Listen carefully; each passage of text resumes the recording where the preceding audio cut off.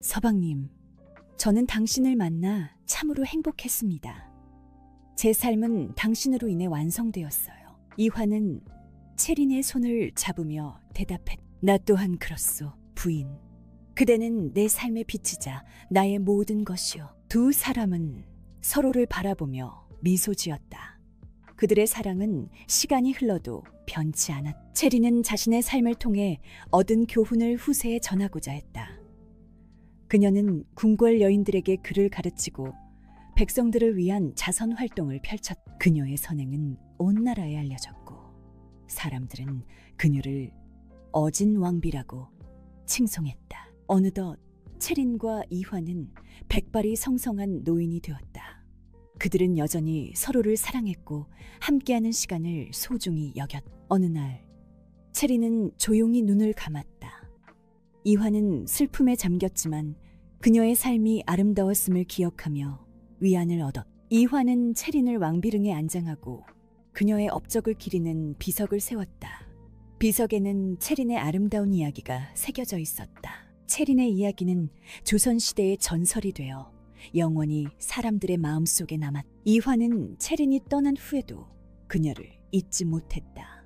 그는 매일 체린의 묘를 찾아 그녀를 추억했다. 부인, 당신이 없는 세상은 너무나 쓸쓸하오. 하지만 당신이 내게 남겨준 사랑과 추억은 영원할 것이요. 이화는 체린과의 추억을 되새기며 그녀가 자신에게 얼마나 소중한 존재였는지 다시 한번 깨달았다. 시간이 흘러 이환도 세상을 떠났다. 그는 체린의 곁에 묻혔다. 두 사람의 무덤은 나란히 놓여 있었고 그들의 사랑은 영원히 이어지는 듯했다. 체린과 이환의 이야기는 궁궐 밖으로 퍼져나가 백성들 사이에서 널리 회자되었다. 사람들은 그들의 사랑 이야기를 들으며 진정한 사랑의 의미를 되새겼다. 어느 마을에는 체린과 이환의 이야기를 바탕으로 한 연극이 만들어졌다. 연극은 큰 인기를 끌었고 사람들은 연극을 보며 눈물을 흘리고 감동했다. 연극에서는 체린의 아름다움과 지혜, 이환의 용기와 정의로움이 강조되었다. 또한 최승조의 악행과 그가 받은 벌이 생생하게 묘사되었다. 연극의 마지막 장면은 체린과 이환이 재회하여 행복하게 사는 모습이었다. 관객들은 그 장면을 보며 진정한 사랑은 모든 역경을 이겨낼 수 있다는 희망을 얻었다. 체린과 이환의 이야기는 세대를 거쳐 전해졌다. 사람들은 그들의 이야기를 통해 사랑, 정의, 용기, 희생 등의 가치를 배웠다. 어느덧 조선시대는 막을 내리고 새로운 시대가 열렸다. 하지만 체린과 이환의 이야기는 여전히 사람들의 마음속에 살아있었다. 현대 사회에서도 체린과 이환의 이야기는 다양한 형태로 재창조되었다. 소설, 드라마, 영화, 뮤지컬 등 다양한 장르에서 그들의 이야기가 다루어졌다. 현대판 체린과 이환은 새로운 모습으로 등장했지만 그들의 사랑 이야기는 여전히 감동적이었다. 사람들은 그들의 이야기를 통해 시대가 변해도 변하지 않는 가치가 있음을 깨달았다. 어느 날 한 젊은 여성이 체린과 이환의 묘를 찾았다. 그녀는 묘 앞에 꽃을 놓고 그들의 이야기가 자신에게 큰 영감을 주었다고 말해. 두 분의 사랑 이야기는 제게 큰 용기를 주었습니다. 저도 두 분처럼 진정한 사랑을 찾고 행복하게 살고 싶습니다. 그녀는 묘 앞에서 한참 동안 기도를 드리고 조용히 발걸음을 옮겼다. 그녀의 뒷모습에는 희망과 용기가 가득 차 있었다. 체린과 이환의 이야기는 이렇게 영원히 사람들의 마음속에 남아 사랑과 희망의 메시지를 전하고 있었다. 그들의 이야기는 단순한 전설이 아니라 삶의 지혜와 가치를 담은 소중한 유산이었다. 시간이 흘러도 세상이 변해도 체린과 이환의 사랑 이야기는 영원히 빛날 것이다. 그들의 이야기는 우리에게 진정한 사랑의 의미를 가르쳐주고 삶의 어려움을 헤쳐나갈 용기를 준다. 체린과 이환은 비록 이 세상에 없지만 그들의 사랑은 영원히 우리 곁에 남아있을 것이다. 그들의 이야기는 우리에게 사랑과 희망을 잃지 말라고 속삭이고 체리는 어릴 적 꿈을 꾸었다. 꿈속에서 그녀는 아름다운 궁궐 정원을 거닐고 있었다. 정원에는 형형색색의 꽃들이 만발해 있었고 맑은 시냇물이 졸졸 흐르고 체리는 시냇물에 발을 담그고 시원함을 느꼈다. 그때 한 마리의 하얀 나비가 체린의 어깨에 앉았다. 나비는 체린에게 속삭였다. 너는 장차 귀한 신분이 될 것이다. 하지만 시련도 따를 것이다. 용기를 잃지 마라. 체린은 나비의 말을 듣고 신기해했다. 그녀는 꿈에서 깨어난 후에도 나비의 말을 잊지 않았다. 체린은 성장하면서 나비의 말이 예언이었음을 깨달았다. 그녀는 아름다운 외모와 총명한 지혜를 겸비하여 많은 사람들의 칭송을 받았다. 하지만 체린의 앞날에는 시련이 기다리고 있었다. 그녀는 아버지의 뜻에 따라 늙은 현감에게 시집갈 처지에 놓였다. 체린은 절망했지만 용기를 잃지 않았다. 그녀는 자신의 운명을 스스로 개척하기로 결심했다. 체린은 밤낮으로 기도하며 자신의 앞날을 밝혀줄 빛을 찾았다. 그녀의 간절한 기도는 하늘에 닿았고 마침내 기적이 일어났다. 체린은 우연히 이환 왕자를 만나게 되었고 그의 도움으로 위기에서 벗어났다. 두 사람은 서로에게 깊이 끌렸고 사랑에 빠졌다. 체린과 이환의 사랑은 순탄치 않았다. 그들은 많은 어려움을 겪어야 했다. 하지만 두 사람은 서로를 믿고 의지하며 모든 역경을 이겨냈다. 마침내 체린과 이환은 결혼하여 행복한 가정을 이루었다. 그들은 서로를 존중하고 사랑하며 평생을 함께. 체린은 자신의 삶을 돌아보며 꿈속에서 만났던 하얀 나비에게 감사했다. 나비는 체린에게 용기와 희망을 주었고 그녀의 삶을 밝혀주었다. 체린은 자신의 이야기를 사람들에게 전하며 꿈과 희망을 잃지 말라고 격려했다. 그녀의 이야기는 많은 사람들에게 감동을 주었고 그들의 삶에 희망의 빛을 비추었다. 어느덧 체린은 늙고 병들어 죽음을 맞이하게 되었다. 그녀는 임종을 앞두고 이환에게 말했다. 서방님, 저는 당신을 만나 참으로 행복했습니다. 다음 생에도 당신의 아내로 태어나고 싶습니다. 이환은 체린의 손을 잡고 눈물을 흘렸다. 부인, 나도 마찬가지요. 다음 생에도 우리는 반드시 다시 만날 것이요. 체린은 미소를 지으며 조용히 눈을 감았다. 그녀의 영혼은 하얀 나비가 되어 하늘로 날아올랐다. 이환은 체린을 잊지 못하고 그녀를 그리워하며 여생을 보냈다. 그는 체린과의 추억을 간직하며 그녀의 사랑을 영원히 기억했다. 체린과 이환의 이야기는 세월이 흘러도 변치 않는 사랑의 상징이 되었다. 그들의 이야기는 사람들에게 진정한 사랑의 의미를 가르쳐주고 삶의 어려움을 헤쳐나갈 용기를 주었다. 체린과 이환은 비록 이 세상에 없지만 그들의 사랑은 영원히 우리 곁에 남아있을 것이다. 그들의 이야기는 우리에게 사랑과 희망을 잃지 말라고 속삭이고 그리고 체린은 자신이 겪었던 모든 시련과 고난이 결국 자신을 더 강하고 성숙하게 만들었음을 깨달았다. 그녀는 자신의 삶을 통해 얻은 교훈을 다른 사람들과 나누며 그들에게 희망과 용기를 주고자 했다. 체린의 이야기는 단순한 사랑 이야기를 넘어 인간의 성장과 극복, 그리고 진정한 행복의 의미를 담고 있다. 그녀의 삶은 우리에게 어떠한 어려움 속에서도 희망을 잃지 않고 자신의 길을 걸어가는 것이 얼마나 중요한지를 보여준다. 체린과 이환의 사랑은 영원히 기억될 것이며 그들의 이야기는 세대를 거쳐 전해지며 많은 사람들에게 감동과 영감을 줄 것이다. 혜원은 깊은 한숨을 내쉬었다. 경상도 해안가의 작은 마을. 그녀의 한옥은 낡고 퇴락해가고 있었다. 양반 가문이었지만 남편을 역병으로 잃은 후 가세는 기울 대로 기울었다.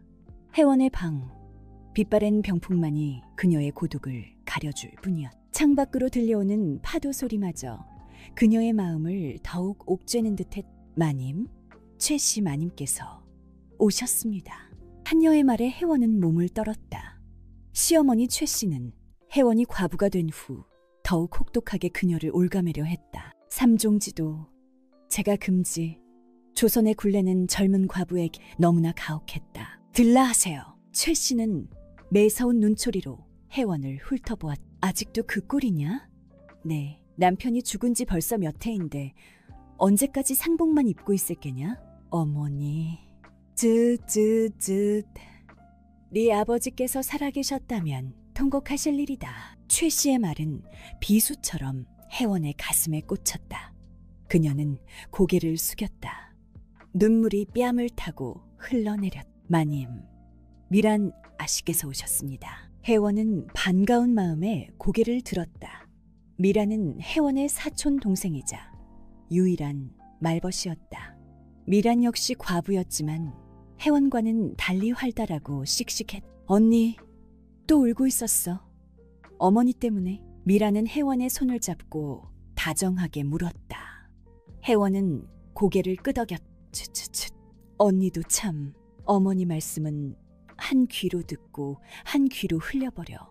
언니는 아직 젊고 예뻐. 새 삶을 살아야지. 미라는 혜원을 위로하며 방 안을 둘러보았다. 그런데 언니, 방이 이게 뭐야? 병풍도 다 찢어지고 사람 사는 방 같지가 않아. 내가 좋은 조각가를 한 명 알아. 솜씨가 아주 좋대. 그 사람한테 새 병풍을 하나 짜 달라고 하자. 조각가? 이름이 서준이라고. 이 근방에서 꽤 유명해. 얼굴도 훤칠하고 솜씨도 좋고. 미라는 의미 심장한 미소를 지었다. 혜원은 얼굴을 붉혔다. 다음 날 서준이 혜원의 집을 찾았다. 그는 젊고 건장한 청년이었다. 햇볕에 그을린 구릿빛 피부, 굵은 팔뚝, 그리고 깊은 눈매가 인상적이었다.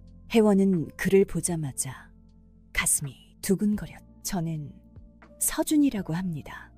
미라나 씨의 소개로 왔습니다. 서준은 공손하게 인사를 했다. 그의 목소리는 낮고 부드러웠다. 병풍을 새로 짜주신다고요? 예, 마님. 어떤 그림을 원하시는지요? 혜원은 잠시 생각에 잠겼다. 매화를 그려주세요. 춥고 어두운 겨울을 이겨내고 피어나는 매화처럼 저도 다시 피어나고 싶어요. 서준은 혜원의 눈을 바라보았다. 그의 눈빛은 깊고 따뜻했다. 알겠습니다, 마님. 마님의 마음을 담아 세상에서 가장 아름다운 매화 병풍을 만들어 드리겠습니다. 서준은 혜원의 방 안쪽에 자리를 잡고 작업을 시작했다. 그는 나무를 깎고 다듬고 조각칼로 섬세하게 매화꽃을 새겨 넣었다. 그의 손길은 부드러우면서도 힘이 넘쳤다. 혜원은 그의 모습을 넋놓고 바라보았다. 참 언니, 내가 서준 씨한테 들었는데 그이는 단순히 조각만 잘하는 게 아니래. 밤에 솜씨도 아주 끝내준다나 봐. 미란이 혜원에게 은밀하게 속삭였다. 미란아, 왜 그래? 언니도 이제 슬슬 몸이 근질근질할 때도 됐잖아. 안 그래? 미란은 짓궂게 웃었다. 혜원은 얼굴이 빨개졌지만 부인하지는 못했다. 사실 그녀는 서준을 볼 때마다 가슴이 뛰고 몸이 뜨거워지는 것을 느꼈다. 서준은 며칠 동안 혜원의 집에서 머물며 병풍 작업에 몰두했다. 그는 밤낮으로 쉬지 않고 일했다. 혜원은 그런 서준의 모습을 지켜보며 점점 더 그에게 빠져들었다. 어느 날 밤 혜원은 잠을 이루지 못하고 뒤척였다. 그녀는 조심스럽게 방을 나와 서준이 작업하는 곳으로 향했다. 달빛 아래 서준은 우솥을 벗은 채 조각칼을 들고 있었다. 그의 근육질 몸매가 달빛에 반짝였다. 서준 씨. 혜원은 자신도 모르게 그의 이름을 불렀다. 서준은 깜짝 놀라 뒤를 돌아보았다. 마님, 아직 안 주무시고? 무슨 일이십니까? 잠이 오지 않아서. 서준 씨는 밤늦게까지 일하시네요. 예, 마님. 내일까지는 병풍을 완성해야 해서. 혜원은 서준에게 다가갔다. 그녀의 심장이 쿵쾅거렸다. 저 서준 씨. 혜원은 떨리는 손으로 서준의 팔을 잡았다. 서준은 그녀의 손길에 움찔했다. 마님? 저 외로워요. 혜원은 고개를 숙였다. 그녀의 눈에서 눈물이 뚝뚝 떨어졌다. 서준은 그녀를 안쓰럽게 바라보았다. 마님. 서준은 혜원을 품에 안았다. 그녀의 몸은 가늘게 떨리고 있었다. 서준은 그녀의 등을 부드럽게 쓸어주었다. 괜찮습니다, 마님. 이제 혼자가 아니에요. 제가 곁에 있겠습니다. 혜원은 서준의 품에 안겨 흐느꼈다. 오랜 시간 동안 억눌러왔던 슬픔과 외로움이 한꺼번에 터져나오는 듯했다. 서준은 그녀를 꽉 끌어안고 그녀의 머리카락에 입을 맞췄다. 그의 숨결이 그녀의 목덜미를 간지럽혔다. 마님, 저는 마님을. 서준은 차마 말을 잇지 못했다. 혜원은 고개를 들어 그를 바라보았다. 달빛 아래 두 사람의 눈빛이 얽혔다. 저도 서준 씨를. 혜원은 속삭였다. 그리고 두 사람은 뜨겁게 입을 맞췄다. 오랜 가뭄 끝에 내리는 단비처럼 그들의 입맞춤은 깊고 절실했다. 그날 밤 두 사람은 혜원의 방에서 하나가 되었다. 서준은 조심스럽게 혜원의 옷을 벗겼다. 달빛 아래 드러난 혜원의 몸은 눈부시게 아름다웠다. 서준은 그녀의 몸 구석구석에 입을 맞추며 그녀를 탐닉했다. 혜원은 그의 손길에 몸을 맡기고 신음소리를 흘렸다. 서준 씨. 혜원, 나의 혜원. 두 사람은 밤새도록 서로를 탐했다. 그들의 몸은 뜨겁게 타올랐고 그들의 영혼은 하나로 녹아들었다. 한편 미라는 잠을 이루지 못하고 뒤척였다.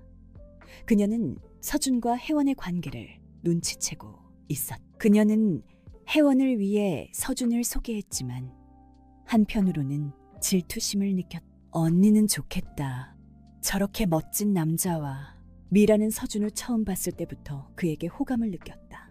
하지만 그녀는 혜원을 위해 자신의 감정을 숨겼다. 다음 날 아침 혜원은 평소보다 늦게 일어났다. 그녀의 얼굴은 발그레 상기되어 있었고 입가에는 미소가 번져 있었다.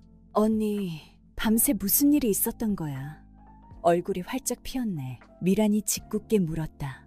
혜원은 얼굴을 붉히며 고개를 숙였다. 미란아, 나 서준 씨와. 쉿! 말 안 해도 다 알아. 두 사람 보기 좋더라. 미라는 씁쓸하게 웃었다. 그녀는 혜원을 축복해주면서도 마음 한구석이 허전했다. 언니, 그런데 서준 씨 정말 솜씨가 좋던. 미란이 은근슬쩍 물었다. 혜원은 얼굴이 새빨개졌다. 미란아, 너 왜 그래? 나도 궁금해서 그러지. 나도 과부잖아. 남자 품이 그리울 때도 있다고. 미라는 솔직하게 말했다. 혜원은 잠시 망설이다가 조심스럽게 입을 열었다. 정말 좋았어. 혜원은 부끄러운 듯 고개를 숙였다. 미라는 혜원의 말을 듣고 묘한 감정에 휩싸였다. 그녀는 서준을 향한 욕망을 억누르기 힘들었다. 그날 밤 미라는 서준을 찾아갔다. 서준은 여전히 병풍 작업에 몰두하고 있었다. 서준 씨, 잠깐 시간 좀 내주시겠어요? 미라나 씨, 무슨 일이십니까? 저 드릴 말씀이 있어요. 미라는 서준을 밖으로 불러냈다. 두 사람은 달빛 아래 조용한 곳으로 걸어갔다. 서준 씨, 저는 서준 씨를 좋아해요. 미라는 돌직구로 고백했다. 서준은 깜짝 놀라 그녀를 바라보았다. 미라나 씨, 그게 무슨... 알아요.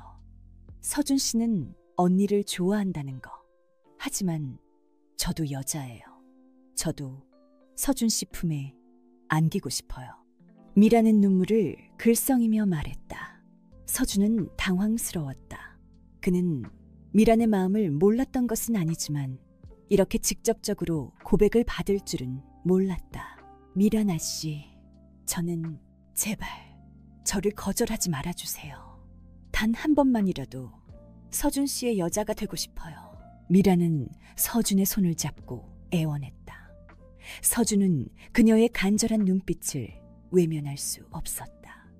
그는 미란을 품에 안고 뜨겁게 입을 맞췄. 미란, 서준 씨, 두 사람은 그 자리에서 하나가 되었다. 달빛 아래 그들의 몸은 격렬하게 얽혔다. 미란은 서준의 품에 안겨 거친 숨을 몰아쉬었다. 서준 씨, 미란, 너도 아름다워. 서준은 미란의 몸 구석구석에 입을 맞추며 그녀를 탐닉했다. 미란은 그의 손길에 몸을 맡기고 신음소리를 흘렸다. 두 사람의 관계는 은밀하고 뜨거웠다. 미란은 언니인 혜원 몰래 서준과의 관계를 이어나갔다. 한편 혜원은 서준과 행복한 시간을 보내고 있었다. 하지만 행복 뒤에는 불길함이 자리하고 있었다. 혜원과 서준의 관계를 알게 된 이진사가 나타났기 때문이었다. 혜원아, 내가 널 얼마나 그리워했는지 아느냐. 이진사가 혜원에게 다가와 말했다. 그는 겉으로는 점잖은 학자였지만 속으로는 혜원을 탐하고 있었다. 진사님, 무슨 말씀이신지. 혜원은 당황하여 뒷걸음질 쳤다. 이진사는 음흉한 미소를 지으며 그녀에게 더욱 가까이 다가왔다. 나는 네 남편이 죽기 전부터 너를 마음에 두고 있었다. 이제 네 남편도 없으니 내가 너를 거두어 주마. 싫습니다.